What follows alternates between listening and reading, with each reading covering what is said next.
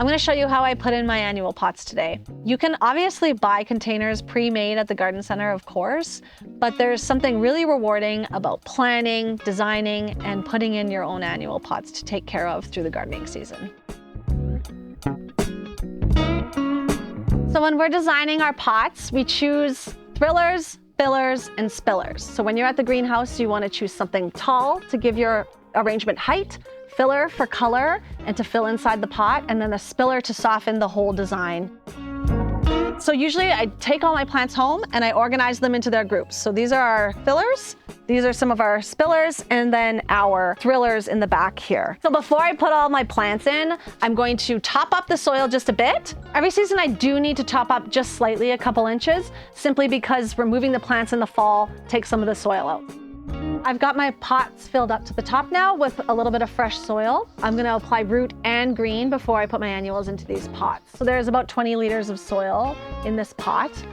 I, by now, have a good idea of what amount I'm fertilizing my pots. So I'm going to take 2 handfuls of roots based on how much soil I have in this pot and 1 handful of green. Tussle it into the top couple inches, and we're ready to put the annuals in. I'm gonna go around the house now and amend and prepare the rest of my pots. I'll meet you back here in a minute.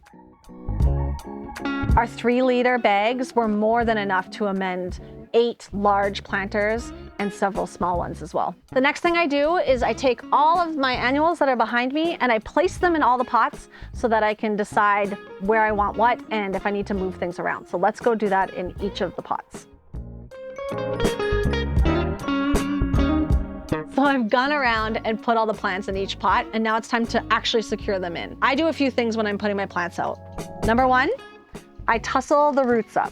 So I'm actually breaking apart this swirly thing that has gone on in its container at the greenhouse so that when it puts out new roots, they're going straight out and about. This won't damage the plant in its growth. So once we've got it all broken up, I actually am going to take away any old blooms and any dead leaves so that the plant is not putting energy into creating seeds or foliage that is damaged. It will focus on sending out new roots because it's getting planted into a new pot. Don't be afraid to do this. These plants will explode in a couple weeks' time. So one of the things that I do with my pots when I'm putting out my plants is I actually bury some of my annuals in the soil. So I will put this plant a few inches above the actual start of the root ball. The reason why I do this is because it creates a more robust plant throughout the growing season, more root development under the soil surface. It's important that you check to make sure that the plants that you have can be buried below the soil level.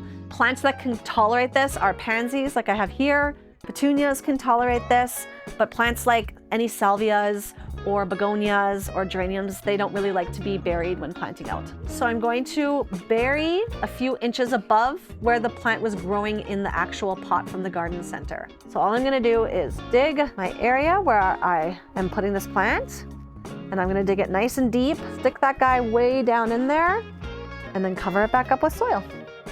And there you have it.